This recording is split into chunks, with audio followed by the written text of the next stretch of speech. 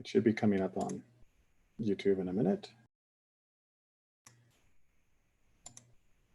I am unmuted. It says it is on YouTube.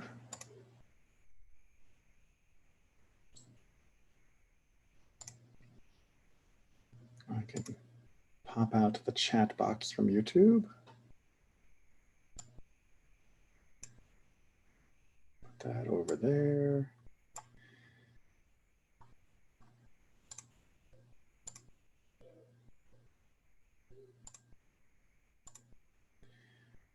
Okay, now we wait for people.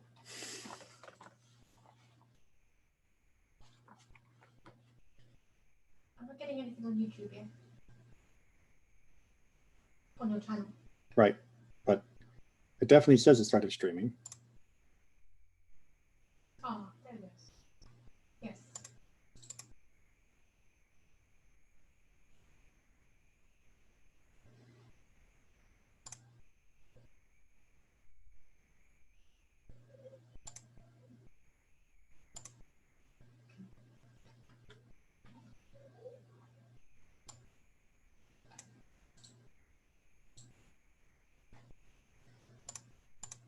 Okay.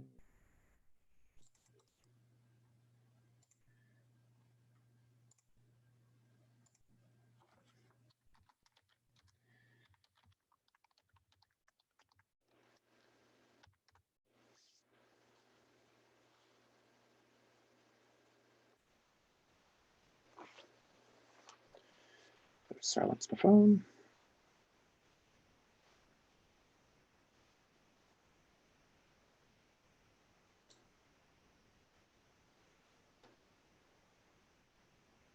Okay, on the Zoom, Mm-hmm. I can't see the text anymore. No, I turned it off. Okay.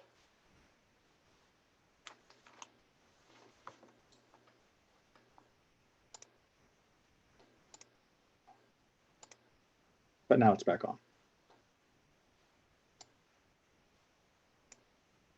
But you've got. What? You've got on the Zoom. But I should be in the corner. Yes.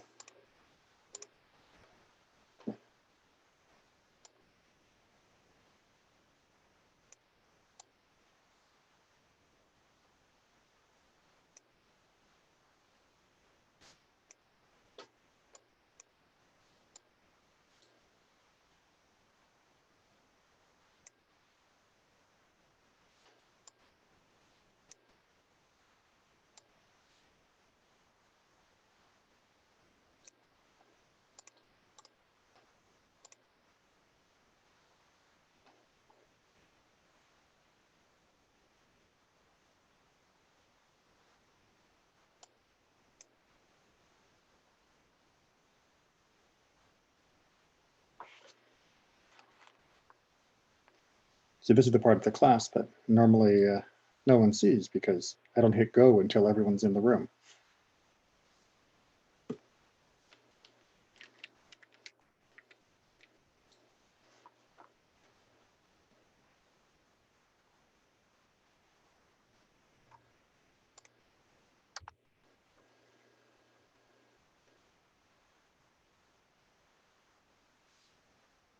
So I can stop the YouTube. Yes. And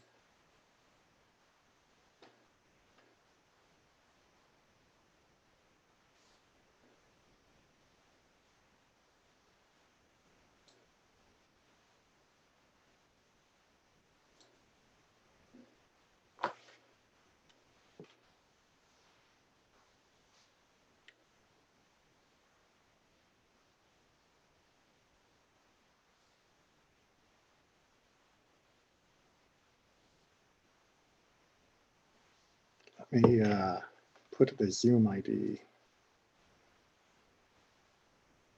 Where's the copy streaming link? No, that's not what I want.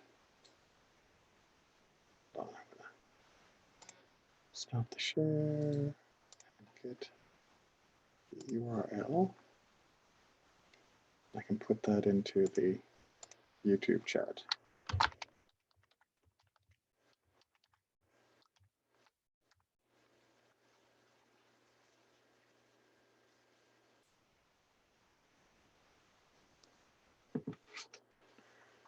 Then I can go back to sharing the screen.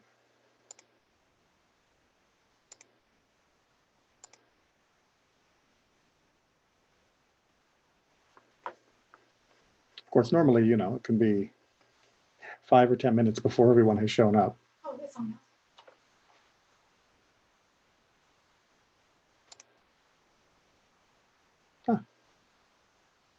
Very nice.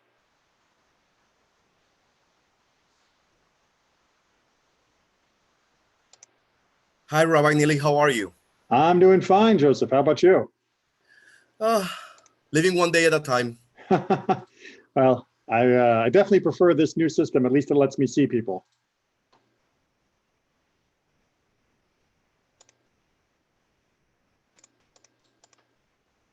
What happened to my...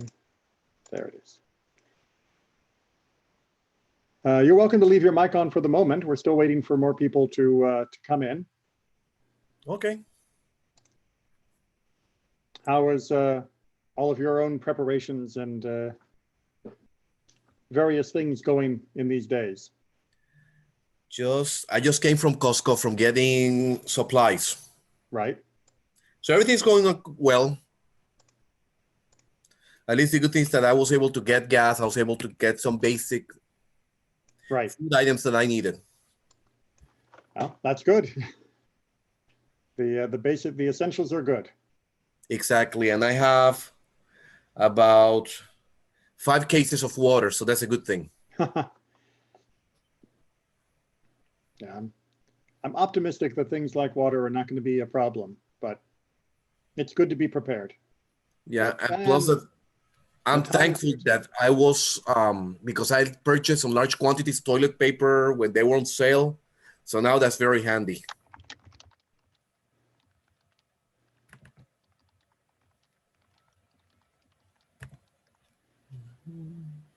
Natan is there on the live stream from YouTube.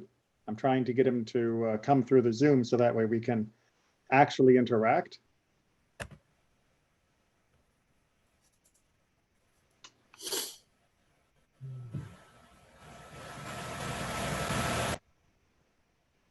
We'll give it a second. So this is a class on the Talmud? On Mishnah. On Mishnah, well, it is part of the Talmud anyways. Well, it's what the Talmud is based on. Yeah.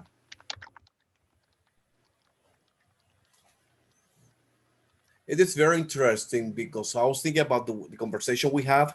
Mm-hmm. And when I say temple, I don't mean the temple building, but it's more of the system that they had in ancient Judea. Right.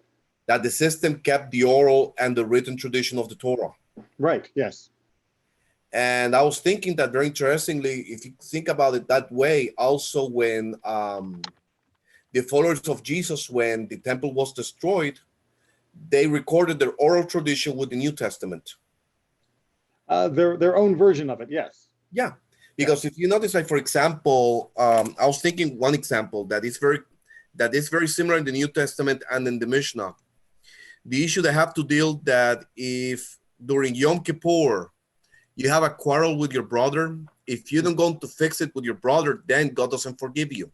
Exactly. Yes, you need to actually make amends personally. In the New Testament, it says that if you have a sacrifice to present, but if you have a quarrel with your brother, first you have to leave the sacrifice, go to fix your problem with your brother, and then God will accept your sacrifice. So more or less, it's the same principle. It's similar, yes. Although obviously what has come over the last couple thousand years of the oral teachings is not exactly along those lines within the Christian faith. Sure. But I mean, if you look at the text, it's somewhat similar. Right. I'm not talking about the Christian theology because that's different. It's not surprising. I mean, the Christian and Jewish theologies both began as Jewish theology, and over 2,000 years they have diverged more and more. Uh-huh. All right. Well, we got Natan on the line. I think Yerach is watching through the YouTube feed. So I think it's probably time to go ahead and get down to work. Natan, are you there? You want to unmute for a second and say hi? Hi. I don't know if it works or not. I can hear you. Yep. Okay, good. Good evening, everyone. How are you doing, Natan? Very well, thank you. Busy. It's a very busy time. I'm guessing they've got you very busy getting things prepared for the virtual school. Yes, no comment about that. Yes, it is. From all the messages that we're getting from Hannah's school, it's been clear that things have been put together sort of very quickly, and it's going to take a while to iron it out. Yeah, could be very interesting to see how students that don't do anything in class in front of you will do something far from you. Well, it is the need of the hour. Yeah, sure. And the responsibility of the parents now, literally. Very much.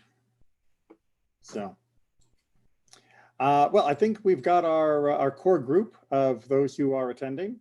Some through the Zoom, some through the YouTube.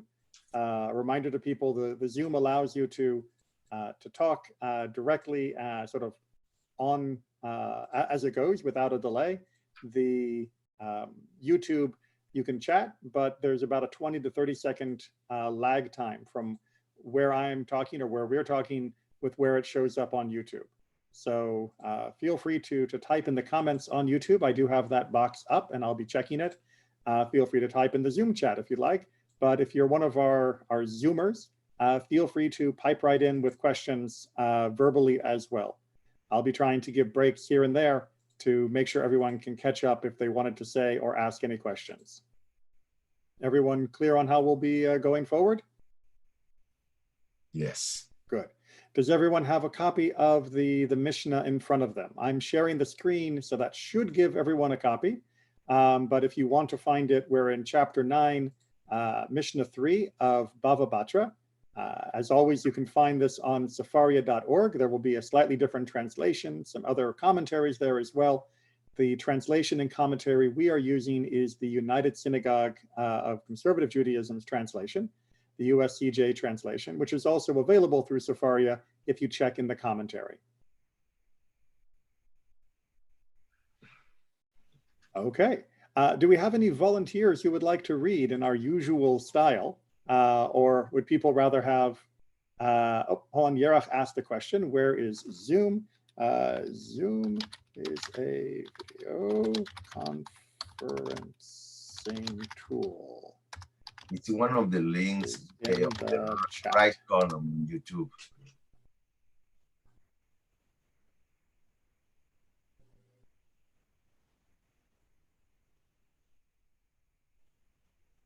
All right, so hopefully he'll be able to join us in this way or not. That gave everybody a chance to decide whether or not they would actually like to read or not.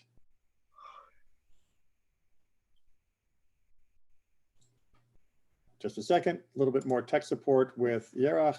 On your phone, download the app. If you are on the computer, click and follow the instructions to download the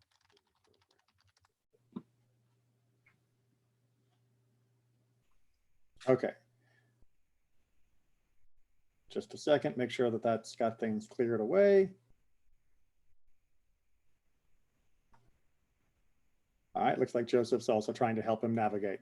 Good. All right, so the topic of inheritance is our topic of the day.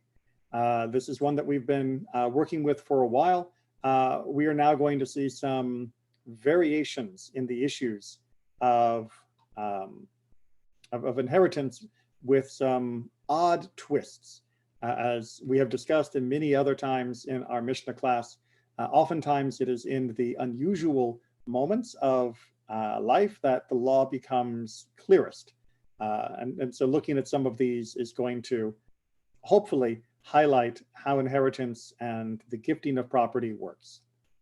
So chapter 9, Mishnah 3, hearing no volunteers, I'll go ahead and read the text if no one objects. If a man left elder sons and younger sons, and the elder sons improved the property, they improve it to the common benefit. The actual text that's used in the Mishnah is to the middle, but that's what it means there. What that means is if you have, for example, in our commentary, two older sons that are of age and two younger sons who are minors, and the older sons, after their father dies, but before the inheritance is split among the people, help the property along. This could be hiring laborers to fix a problem on the property or to add and extend the property in some way. If they do that, then even though they are the ones who arranged for it to happen, the benefit of the property, the benefit to the property will be divided evenly in the normal way that inheritance would be divided. However, the Mishnah continues, if they said, see what our father has left us, lo, we will work, and from that we will eat, they improve it to their own benefit. If they make a declaration, and the halakha considers this to be before a beit din, before a court, that yes, they are going to improve the property, but they're going to improve the property that they will be receiving, that they will be benefiting from, then therefore the benefit that accrues will go only to them. And they, you mean the seniors? The older sons, right? The younger sons are not in a position to be able to do this. And so the older sons are able to benefit. However, the Beit Din, on behalf of the younger sons, can step in and say, whoa, whoa, whoa, no. If there's going to be any improvements before the inheritance is shared, then it needs to be shared equally. Otherwise, you can improve your property once it's already in your hands. So this is simply saying that if they want to improve it for their own benefit, this has to be negotiated and agreed upon. It's not something that can simply be assumed just because it seems to be for their benefit. And what happens if they know already that the property will be divided, and they know already because they saw the will that they will receive a piece of land, and they decide to improve that piece of land that they know that they will receive? So again, if they are doing this with basically the informed consent of everyone involved, then they are allowed to do so. However, if anyone protests or if the court protests on behalf of the minors, or if they don't make it clear that they are doing this out of self-interest, then they are not allowed to benefit from that. So if they were to try and be sneaky and say, oh yes, how about if we improve, that particular acre, but they don't explain that they plan to benefit from this, then even if they do the work themselves, it still has to be divided among all of the heirs. Any questions? Make sense? I hope we get all the questions out of the way here, because the second half of the Mishnah is basically handling the same question, but with the wife. Okay, so too, if a woman improved the property, she improves it to the common benefit. If she had said, see what my husband left to me, lo, I will work, and from that I will eat, then she improves it to her own benefit. So are there any astute questions about this particular section of the Mishnah? There's a very odd proposition that is being floated here. But I thought that the wife doesn't receive the property, will be the kids. Ding, ding, ding, ding, ding. Exactly. All right. So how is she receiving the property? So there are a couple of different interpretations. The interpretation of the commentary that's here on the page, and let me just actually scroll down to make that visible for those who would like to see, is that although she doesn't inherit, she does receive maintenance from the estate. And therefore, if she is in a position to improve the estate, she will, of course, benefit from this before it finally gets divided among the heirs once her own maintenance stops, which we've talked about before. However, there is another set of interpretations which say this is actually a very complicated state where she would be basically the niece of the deceased. And so she does have a chance, if there is no other inheritor, to inherit the estate in a direct way, as opposed to simply being a tenant that is receiving her maintenance from the estate.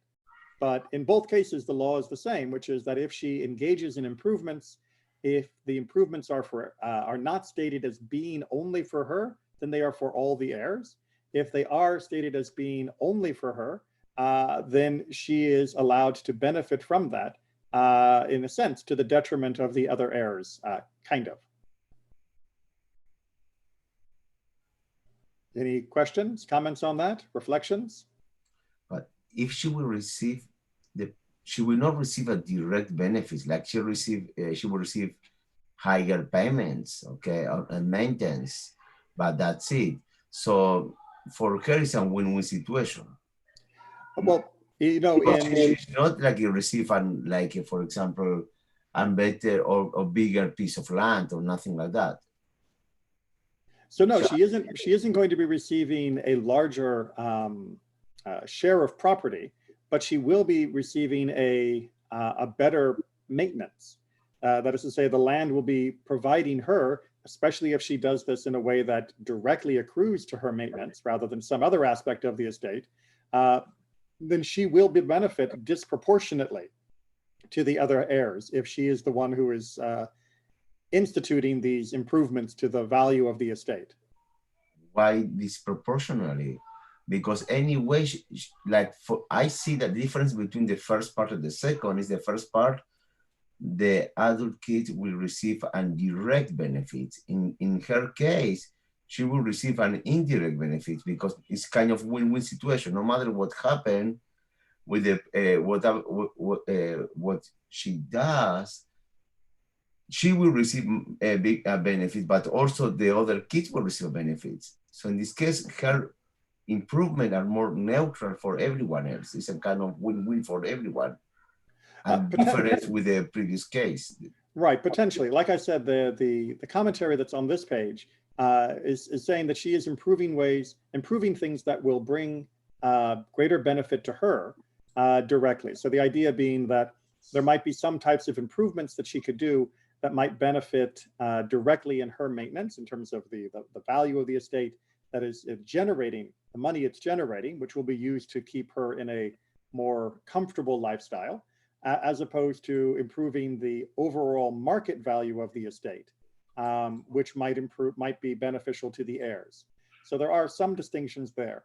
As I said, the more interesting and more convoluted form is that if she is actually the niece as well as the wife of the deceased, and if there are more distant heirs, and she was the only progeny of her father, which would have been one of the heirs to his brother who died without leaving other heirs, and I wish I had my whiteboard here, then she would be in competition with the other heirs directly for a portion of the land, as being the only daughter of one of the people who should have inherited from the deceased husband.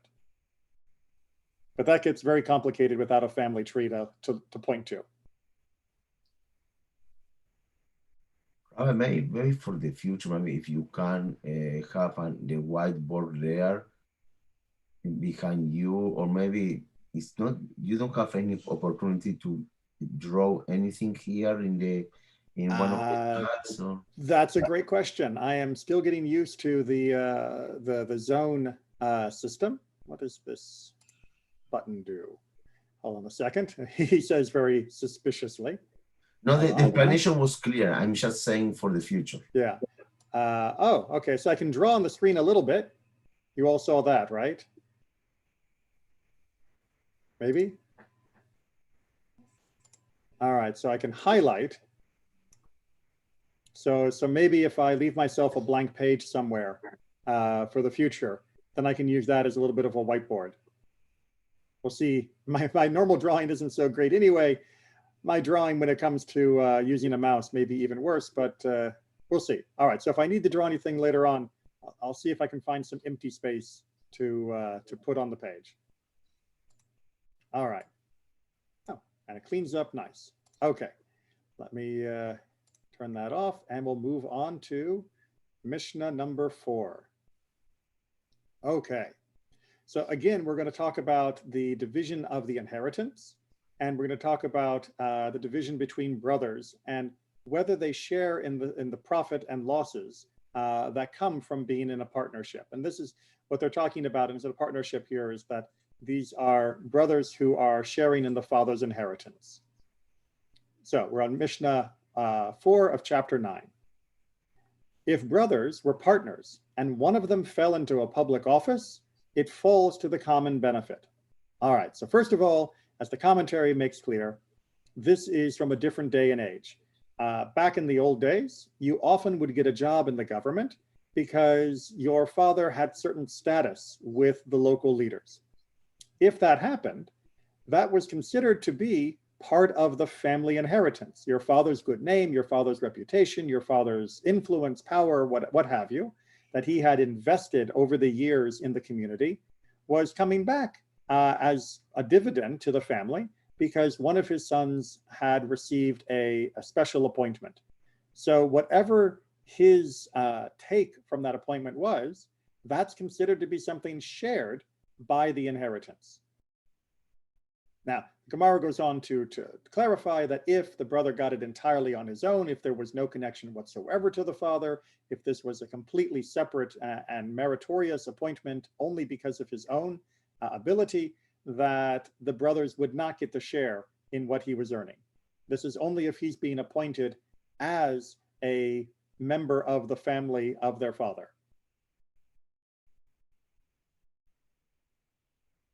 How are we doing on that? Hearing no objection? Okay, so we come down to the next section. If one of them got sick and needed healing, his healing is at his own expense. Now, so far as you've seen, everything else has been shared, but healing is not considered to be something that, the sickness is not considered to be something that is tied to the inheritance, and therefore the cost of healing is not something that is tied to the inheritance. You can't ask the estate to pay for him to be healed. This is, of course, for brothers that are already of majority. If they were children, of course, they would still be taken care of by the estate. But what happens if someone is ill because working the property or the business of family? Okay. So the Gemara goes to town on this section, and the commentators even more so. And the ultimate halacha, the ultimate, what we call halacha lamase, is much more complicated than this simple line. So like you, the sages were a little hesitant to just say in a blanket form that sickness has no relationship whatsoever to the inheritance. And in fact, the rabbis go and the Gemara and the commentary much further the other direction. And they say, as a matter of fact, this sickness is only if he got sick from the cold or the heat. Any other sickness is covered by the inheritance. Now, why was the cold and the heat considered to be something that was exceptional? Because the cold and the heat were two forms of getting sick that was supposed to be entirely under your control. Meaning only an idiot doesn't know to come in out of the cold, only an idiot doesn't know to come in out of the heat. And if you got sick from that, well, tough luck, brother, you're taking care of that on your own. But every other illness was considered to be beyond your control. So even if it wasn't connected to the inheritance, it wasn't like you got sick working on the farm or anything like that, you still would be covered by the estate as part of the communal property. Yeah, but also I don't agree with them because also cold and hot also could be connected to the work. If you need to work the field and you are in the high season and something you need to plant, okay, and you have a rain or something happen or it's very cold, okay, suddenly, and you want to protect the fruit or the plants, and you are working and become to be cold, okay, and you become to be sick because working the cold, it's a responsibility of the how do you say this? How do you say the estate? The state, yes, Yeah. yes, the state is responsible because you are sick because you work, no matter if it's cold or hot. Also, the other side, what happens if it's in the middle of the summer or it's a very hot day and you need to work because you need to finish doing everything in the correct timing, and it's very hot and you work and become to be really sick because the hot weather also is responsible the state. So indeed, this is how the commentaries eventually try to adjudicate this, which is to say that it's only in a case where the illness was entirely the brother's fault by himself, and basically he brought the sickness on himself, that he has to pay for it. But all other illness is considered to be relatable one brother to another, and that therefore they are responsible to each other. And it's perfectly permitted for him to use the funds of the estate to provide for his healing. This is really one of the strongest places, this concept is one of the strongest concepts that goes out and continues to grow through the halakha, that healing is something that is meant to be given as freely as possible and as generously as possible. Yes, doctors and medicines cost money, and those have some limits on them, but not only the brothers, but the community is instructed to provide for healing wherever it is possible. So what is the limit of responsibility between the personal decision and the state, working for the state? Like, for example, my example, you need to plant and you are around the clock and it's very cold or it's very hot. Okay, where are the limits of that? Well, so this is why you need a Beit Din. Right? This is not something that you can simply say the answer is somewhere between 2 and 2.25. There isn't a mathematical precision to this. This is why you need learned rabbis who sit together and debate and discuss the merits of each case, if it is brought before the Beit Din, to be able to say, in this case, this much, in this case, that much, in order to make things be fair. As brilliant as artificial intelligence is, we still can't make a computer be a rabbi.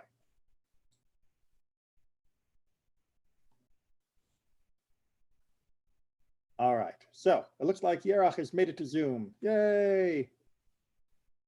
And since we'll be using this for the foreseeable future, that's good. The more people to get used to at the beginning, the easier it'll be to keep going. All right, shall we go on to the second section of this Mishnah? Mm-hmm. Okay. If certain of the brothers in their father's lifetime had made a present as groomsmen at their father's expense, and after his death the present was restored to them, it is restored to the common benefit, for the groomsman's gift counts as a loan and can be recovered in a court of law. Okay, ready for ancient wedding culture for 100, Alex. In the ancient world, well, actually, this is the classical world, not even the ancient world. When you were a groomsman, meaning one of the very special people who would be helping to defray the cost of the 7 days of wedding feasting that went on after a Jewish wedding, you would be expected to provide a substantial gift to cover those costs. However, the word gift is a little loose, because if you provided the gift to someone and then when you got married, they chose not to give you a gift that was of comparable amount, you could take them to court and you could get the value of your gift back.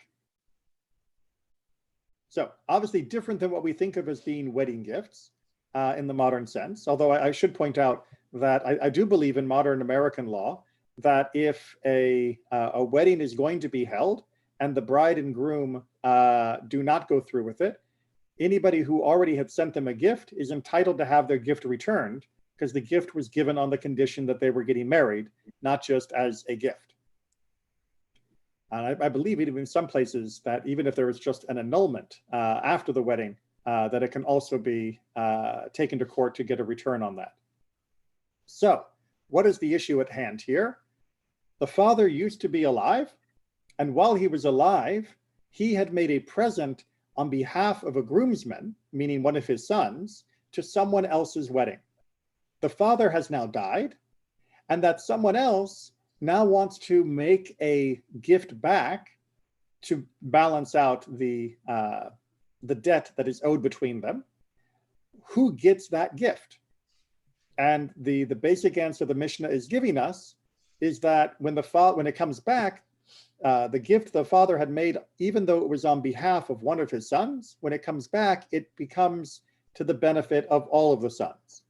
Again, the Gemara goes into many more details and permutations on this of what happens if the father had specified which son, what happened if the son had made the gift himself. But in the generic sense here, the father had made a gift, it comes back more generically to the full group. Does that part make sense? In a sense, it's like a debt that is being paid to the estate that was outstanding. Even though it seems to be attached to one of them, at least in this particular formulation before the Gemara gets a hold of it, it is more generically held, and therefore it is shared among them.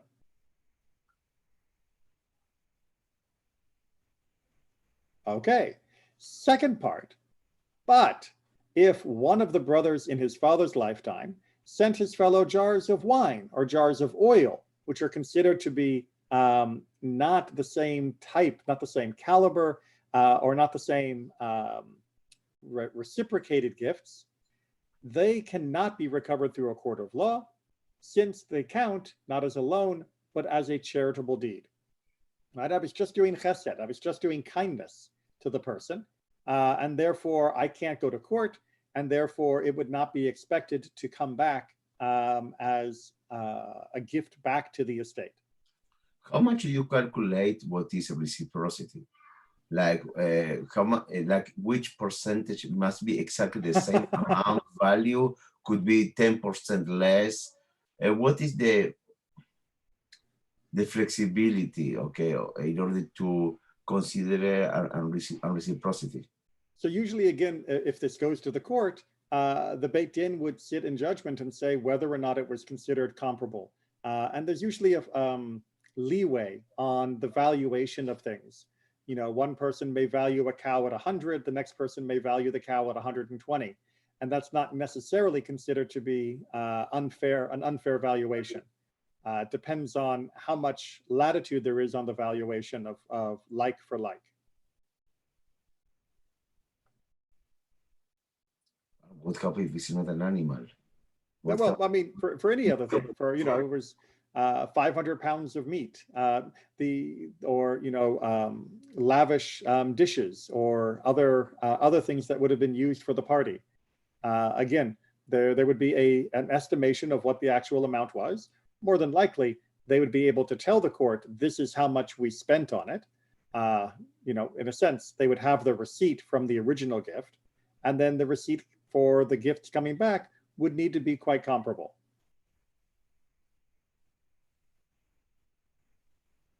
And what happens if something that is more personal value? Then you're missing the point. These are not meant to be gifts in the same way that many people will give gifts nowadays for a wedding. You know, a painting or a pretty knife for cutting the challah.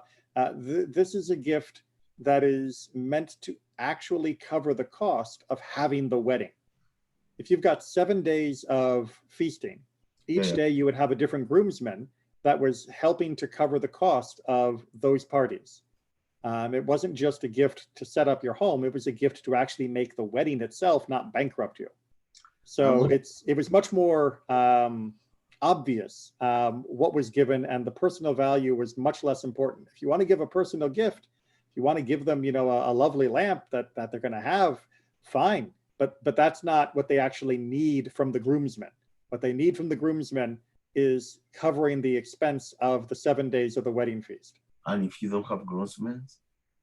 Well, if you don't have groomsmen, then you're not in debt to them, and they're not in debt to you. No, but what happens if you don't have? Like it's mandatory to have the 7 days party. What happens if you don't have? Can you? Right. So if you are completely poor and cannot, then usually the community would help you. You know, there would be tzedakah to make sure that you could have a wedding. If you absolutely cannot and the community cannot support you, then yes, eventually it is always possible that a person would just have a wedding that would be with the simplest of a minyan, and that would be it. Mhm. And just one day. You're thinking about the two daughters you have to marry off someday. No, no, no, just curiosity.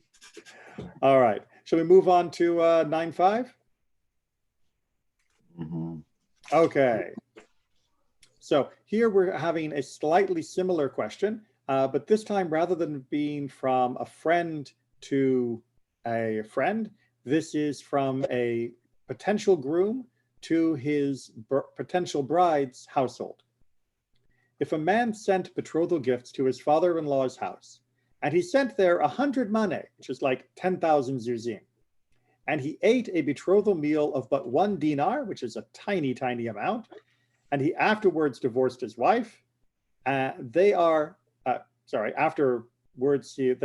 not recoverable. So not sure why the text is so flaky there. All right. But if he did not eat the betrothal meal, they are recoverable. Let me explain. And I apologize for the oddity in the text. If you're getting married to someone, you would, in the classic world, do the basic betrothal, where you would present the ring, where the bride would accept, and you would become betrothed. That level of marriage would then be finalized a year later with the 7 blessings, the Sheva Brachot, and the consummation of the relationship. In the meantime, however, a husband would be expected to send gifts to his bride, some of which are going to be for her to use in preparing for the wedding, and that would be then coming back into his household. So if he gives her gifts of jewelry, he is expecting that she will wear them at the wedding, and that she will then also have them in their possession, in their house together. The question here is, if he has given her a large and lavish gift in preparation for becoming married, and he also eats with them a meal that cost of 1 dinar, but then the marriage doesn't go through, and they don't actually finish it off, that they are divorced in the meantime, he is not allowed to ask for all of the other gift, the 100 mane, to come back. Because he has benefited, he is not allowed to express that what he gave has not been reciprocated. However, if he did not eat the betrothal meal, if there was no reciprocity at all during this intermediate time, then he is allowed to go to the court and ask the court to have the gift be returned to him. Pause for questions, but really the second half is probably necessary before we get the full sense of this Mishnah. All right, so let me go ahead and get that one on the table. If he sent many betrothal gifts in order for them to return with her to his house when he marries her, they are recoverable. If he sent few betrothal gifts, which were to be used in her father's house, they are not recoverable. What is few, what is many? Okay, so this is where, again, the Gemara helps us greatly in what's going on here. The Gemara says that what's being talked about is not few and many by number, but few and many by type of gift. There are types of gifts that you give some to your bride-to-be that you expect her to use. Maybe it's just to make her happy. Maybe it's just something that she is going to use in that immediate time. You know, you're giving her a bunch of bath salts so she can have a lovely bath. It's expected that those are not coming with her. Those are not going to be property that she will bring back into your house. But the many gifts, the most generous gifts, the lavish gifts that you give to your bride-to-be, those, there's an assumption that when you get married, you'll see them again. Because, you know, that beautiful necklace you gave her, she'll be wearing that around the house and for many years to come while you're husband and wife. And in a sense, they almost become your property again. And so the many and the few is a little bit of a red herring here. What it's actually trying to say is there are gifts that you expect to return, and there are gifts that you expect to be consumed in her house where she is. And the latter, the ones that are of fewer, the slighter gifts, those, even under any circumstances, are not recoverable. What do we think about that? And for those at home, let me just scroll down to give the rest of the commentary, make it visible. Leave it there for a couple seconds so that people can read the rest of the commentary. Again, all of this is available through the Dropbox links that I shared. It's also available through Safaria. It's also available through the United Synagogue if you do a quick Google search. All right. Shall we press on to Mishnah 6? Okay. So we have talked a little bit before about deathbed assignments. Somebody who is in the last stages of life and they are trying to apportion gifts before they pass, because you can apportion gifts with much greater latitude than you can apportion than inheritance. Inheritance follows Jewish law automatically, but gifts are much more at the discretion of the person who is about to die. So what happens when you don't die? This is where we're going to come to. And this is specifically coming to when you don't die in a way that you had, and you have gifted something in a way that really implies that it should be theirs now. So let's get the Mishnah up for discussion. If a man who lies dying wrote over his property to others as a gift and kept back any land whatsoever, meaning he reserved, a little bit of property for himself, his gift remains valid, even should he not die, is the implication. So man is coming close to death, and he says, I want to give 90% of my land to this person, to that person, to this person, but 10% I'm keeping for myself. And then he actually gets better, perhaps even a little bit surprisingly. The gifts that he offered to his fellows, those stay valid. The gift is considered to be a true gift and a permanent gift. You cannot ask for it back at that point. To ask back for a gift is considered to be entirely inappropriate and invalid in Jewish law. However, if he did not keep back any land whatsoever, if he assigned all 100% of his land as gifts to everyone, his gift does not remain valid if he doesn't die. Because somebody who assigns all of his land clearly thought he was going to die, because nobody would give away everything if they thought they were going to live. And therefore, we can see a little bit more of his assumptions. Whereas in the first case, you know what? Some people do give gifts, and some people even give huge and generous gifts while they're still alive. I have known many people who have given gifts to synagogues, to their family, to other charities that were extremely generous while they were still alive. But no one gives everything while they're still alive unless they think they're going to die. Questions, comments? I know at this time of illness, it may seem a little dark to be talking about the gifts and the bequeaths that people make when they are suffering, but this too is part of life.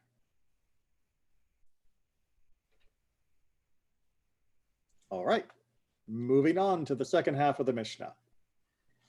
If it was not, yes. Before, no, because I was writing, summarizing the previous one. That's right. Sorry, yeah.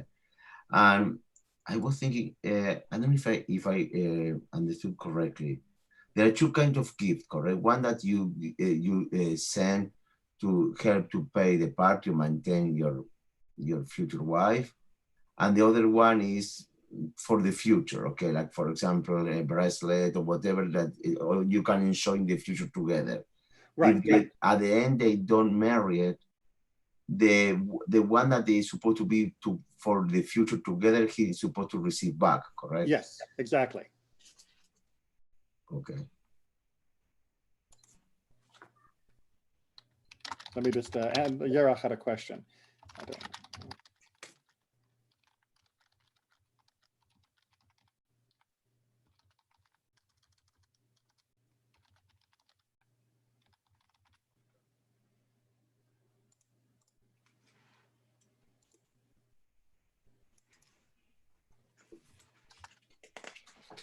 said that Zoom apparently was trying to get money, but it is definitely free on the client side. I've paid a little extra because this way it allows me to stream it into YouTube quite seamlessly, I'm hoping. But the actual just meeting side of it should not be, there should be no fee attached to that for anyone that is joining and participating. So all this system now, Rava, is for the $15 a month. Yes, exactly. It's a good price. There's no reason why it should cost for anyone else. How many people is the maximum that they can use at the same time?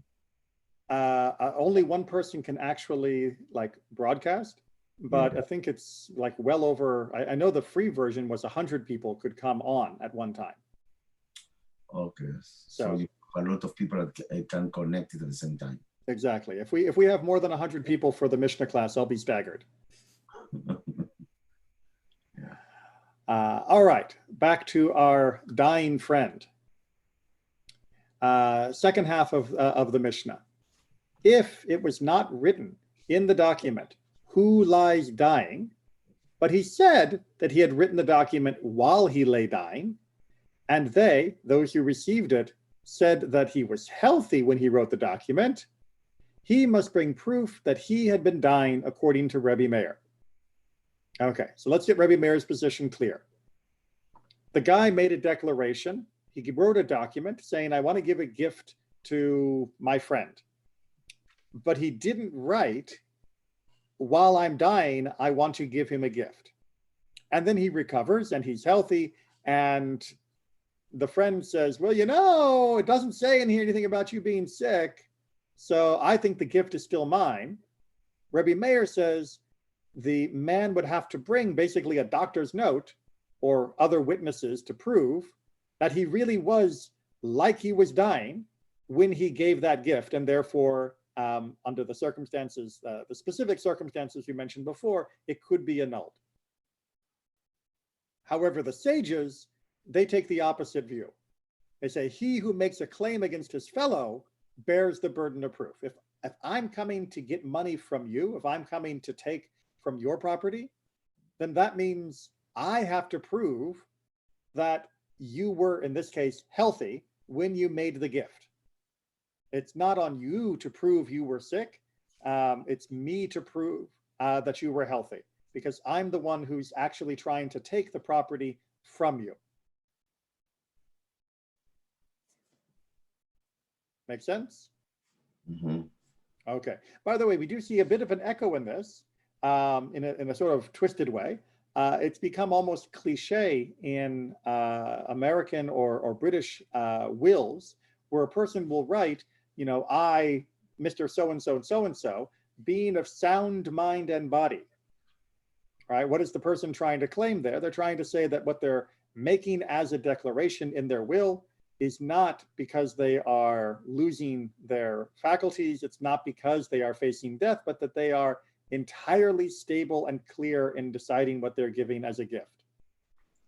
And that, of course, would be proof that he was healthy when he made his gift.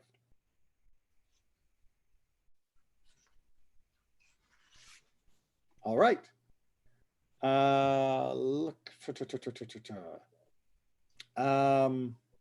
I think we can do 7, and then we'll do 8, 9, and 10 next time, because they're kind of a unit, and I want to make sure that we keep them together.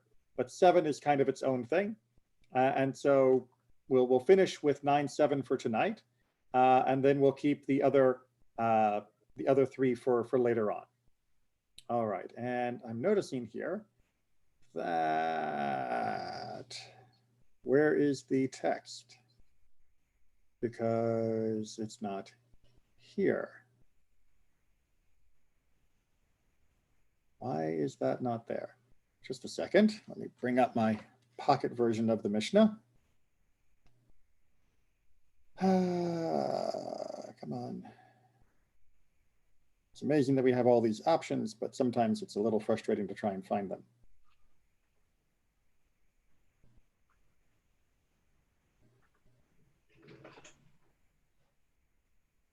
There we are. All right. Is it built into this? No, it's not. For whatever reason, the introduction and such does not include the actual text of the translation of the Mishnah. So we are going to go into oral mode, or you are welcome to go to safaria.org and look up Bava Batra, chapter 9, Mishnah number 7. But here is the first half of the Mishnah. I'll tell you where we swap over to what's on the page. Excuse me, let me just get the one who distributes his assets orally. Right, this is, again, somebody who is actually making a statement for how he wants to divide up his property. Rabbi Eliezer says, both one who is well and one who is dangerously ill, mortgageable property, meaning land, is acquired by money and by deed and by possession, by any of the ways, like when we saw in Kiddushin, that a person can take ownership of a piece of property. And that which is not mortgageable, meaning non-land, meaning movable property, that is acquired by polling. Again, we talked about this when we looked through the section in Kiddushin for kinyan, for the act of possession. What Everyone is with me? pulling, like a grabbing? Right, the grabbing, exactly, the taking. So what's happening here is he is saying that, let's say somebody who's well, somebody who's sick, they're making a gift to someone. That person doesn't take ownership until they actually physically take possession in one of the ways that you can take possession for the different types of property, which is, as we're going to see, a little bit of a strictness that he's expecting, that even while someone is dying, I have to go take possession of the gift that he's giving me in some way, or else it doesn't count as having been transferred to me. Okay. They say to him, a case occurred where the mother of the sons of Rochel was ill. All right. Now, Rochel was a person that there was a bit of a debate about whether or not he was a good person or whether or not he was a bad person. Rabbi Eliezer considered him to be a bad person, and the sages did not consider them to be a bad person. We're not going to go into the details of what the argument is about here, but basically in this story, the mother of these boys, of these young men, wanted to give her veil to her daughter, right? She said, give my kevina, which is the word for veil, and it is of 12 manes, right? Give it to my daughter, and then she died. And they carried out her words. So what's the issue here? Well, they seem to be doing what she has said, but shouldn't the person who's acquiring it actually have to take possession of it, right? And in this case, she was giving instructions that it be given to someone else, but that doesn't seem to actually work. Okay, are you still with me? He said to them, he's proving of why this is allowed, their mother should bury the sons of Rachel. I'm basically saying you can't prove anything from this, right? Because these guys were terrible, and therefore it doesn't actually count as being a good case of this, right? They're wicked people. It would have been better if she had remained alive and they had died, so that she would be able to, so that she would not have to deal with them. And the only reason why they were forced to give the veil to the daughter, was because the sages were disgusted at the sons, and therefore they twisted their arm until they did what had been done. But really, it should not have had to have been done, because the daughter had not taken possession, therefore it was still the mother's property when she passed, and therefore it should have gone to the sons. You following me so far? I know this is a hard one to keep track of verbally. But the sages responded, but the sages disagree, of course, but that's also because the sages disagreed on whether or not the sons of Rochel were actually wrong, based on what they were planting in their vineyard. But like I said, well, that's another rabbit hole I don't want to go down. All right, now we are back on the bold text in the page. The sages say, on a Sabbath. Everyone see where we are? So the sages say, on a Sabbath, his words remain valid since he cannot ride, but not on a weekday. There are also some who say this wasn't the sages, but was Rabbi Eliezer, but we'll read it as the sages for this discussion. So the issue here is, if I'm making a declaration while I'm on my deathbed, but it's Shabbat, of course I can't write anything down. So there often cannot be a regular form of acquisition, of transition. And that may not be necessary normally on a weekday. Now, Rabbi Joshua is going to have a different opinion. He says, if they have stated this rule on Shabbat, how much more so on a weekday? Meaning that if you are allowed to transfer property on Shabbat, and you can do it without writing, then certainly on a weekday, you can transfer property without writing as well. The idea, of course, being that on Shabbat, we shouldn't be involved in this activity at all anyway. It's only because of the unusualness of the deathbed allocation. Everyone follow the logic? Yeah, but the logic is not very strong. Well, you know, in Kal v'chomer arguments, if in this case, then all the more so on another case, often does not have a inherent strength that is unquestionable or unassailable. Oftentimes you can take the opposite position. But what matters is that Rabbi Yoshua actually wins this argument. The halacha goes according to him, meaning that a verbal declaration of the giving of property as a deathbed division is considered to be legal and proper, even if it does not go along with a formal kinyan, even if there was not a formal writing or a formal taking of possession of an object.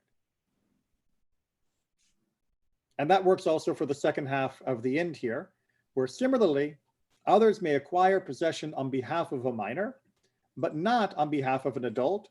That's the general statement. But Rabbi Yoshua says, if they have stated this rule with regard to a minor, how much more so does the rule apply to an adult? Right? Normally, again, a minor could not take possession of a gift for themselves because they are not legally able to take legal actions because they are a minor. But in this case, I can give to a minor by having the adult take possession on his behalf. And if I can do that for an adult to take possession on a minor who normally could not take ownership, then all the more so I can have an adult take possession on behalf of another adult, because normally another adult could take possession. Or maybe the opposite logic, because the minor cannot act because a minor doesn't have the knowledge. You need an adult that can work and do in his behavior or in his benefits. But an adult is big enough to know and learn what to do and not. True, but it's not a question of whether the adult is wise enough to know what to do. It's a question of whether the adult is present. If no, sorry, maybe I didn't explain myself enough clear. Like a minor cannot do it because it's a minor, okay, and maybe he feels very uncomfortable in the adult world doing something that in that world. But an adult, they have nothing, don't excuse why not to do it. Like, you cannot compare because I did this for a minor, I can do for an adult, because there are two different situations. A minor, you need to help because maybe really he feel in a different level under that world. But the adult knows what to do. I cannot compare one of the other. Well, so let me give the comparison that would be appropriate in this. So let's imagine that somebody is dying, and they want to give a gift to the little boy who lives next door. And they also want to give a gift to Frank, who was the guy who was their best friend at college.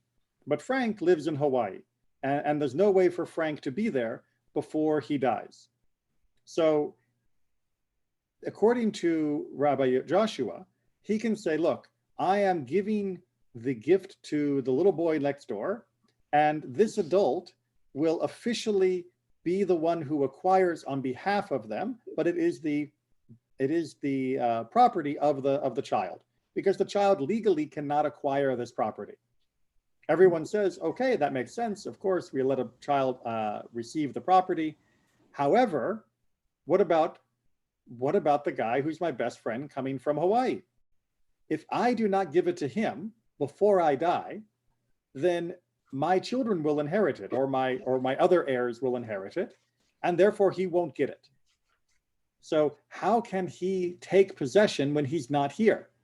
And the response is, he'll take possession because I can designate an adult, just like I did for the little boy, and he will be the agent, if you will, to take possession on behalf of my friend coming from Hawaii. Otherwise, he would not be able to get it. Otherwise, it would just be part of my estate and would be handled according to all the normal rules of the estate property.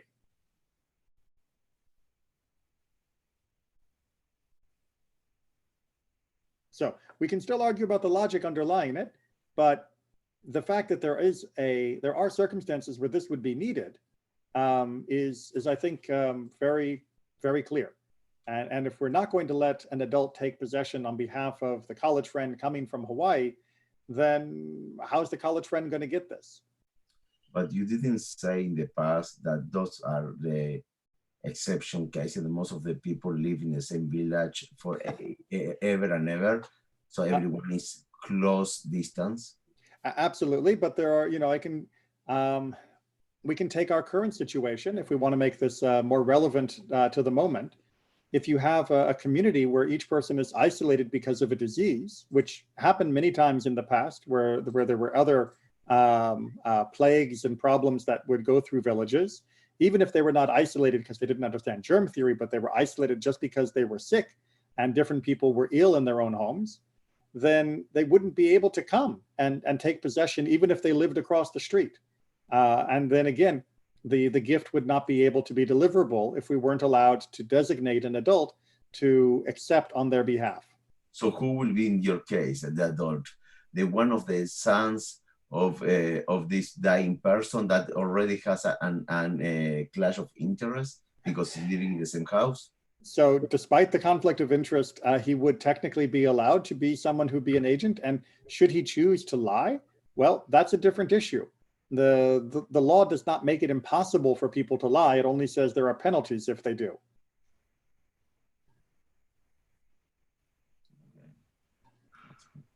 That's my case.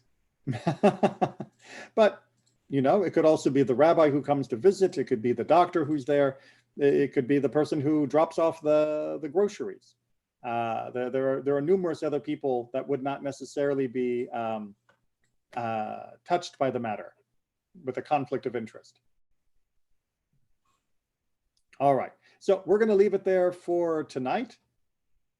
And we'll pick up with the last three Mishnayot from chapter 9, which are very depressing and a little complicated. So I hope I can get the whiteboard function working by then, because they have to do with what happens when you have people dying in an indeterminate order.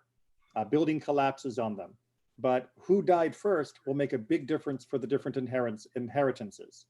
So stay tuned next week as we try and sort out that tangled So side. the situation could be the same as with a terrorist attack that killed all the family? A terrorist attack, a car crash, a plane crash. There are unfortunately numerous natural and man-made disasters that can create a similar situation. Okay, thank you for the shiur, Rabbi. All right, and please continue to give feedback on how the Zoom and the Facebook's, sorry, not the Facebook, the YouTube system are working. Please remember to use the WhatsApp to stay up to date. We'll also continue to send out emails, and the regular schedule I plan to stick to as long as possible and as long as it's working for people. So we'll continue to have the Wednesday Lunch and Learn, doing Torah study at 12 o'clock, the Wednesday Mishnah class at 7 o'clock, the Pathway to Judaism class at 6 o'clock on Thursdays. And who knows, we may have a little extra time for study if we're able to get things up and running and handling the other needs of the community. So if you have other topics you'd like to talk about, share them on WhatsApp, and let's see what kind of interest we can get. Thank you, Robert. All right, Thank you, everyone, Rabbi. take care and stay safe.